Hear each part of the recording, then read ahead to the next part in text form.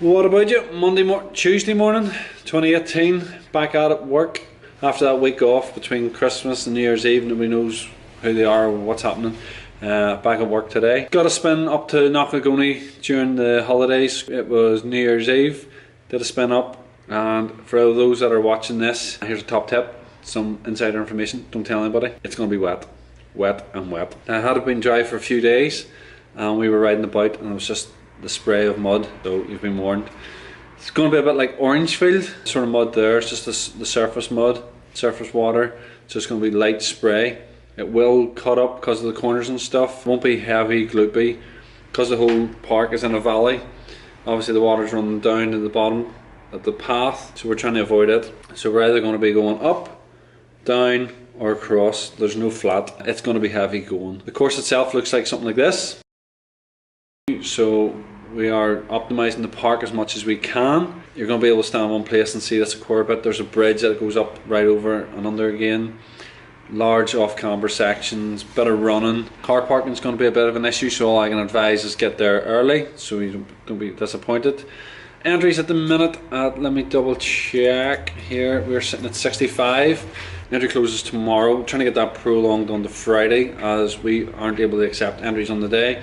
The main reason for that is that this process of getting this race organised was rushed, didn't go through the proper channels. To get the permission or insurance to accept money on the day is different than if you're just running an event that's already pre-registered. So we can't actually accept money on the day. We don't want to lose the possibility of running races just because of one person not pre-registered, so I will refuse people. There's only one woman registered at the minute.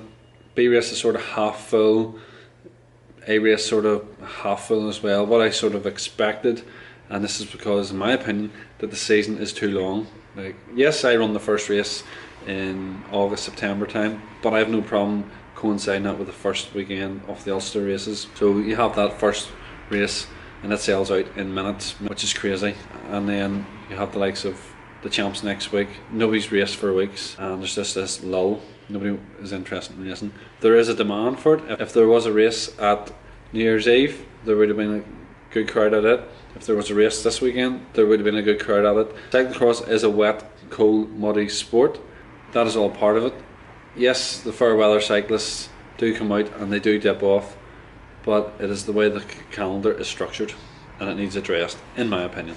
So the first race is kicking off at 10 o'clock. That's the women under 14s, under 16s. And then there's a practice session, so if anyone wants to turn up a wee bit later for the B race, they have a half-hour window, and then there's another half-hour window after that until 1 o'clock for the A race. It's not going to be the big footprint that we've had in the past. It is a compact course. We're optimising the park, an 8.5 minute lap on practice day. That will change once we get the barriers and the tape and all that sort of stuff up. Overall, it is going to be a good day out. Danny commenting again. It is a good practice race for the champs. So I hope to see you all on Sunday.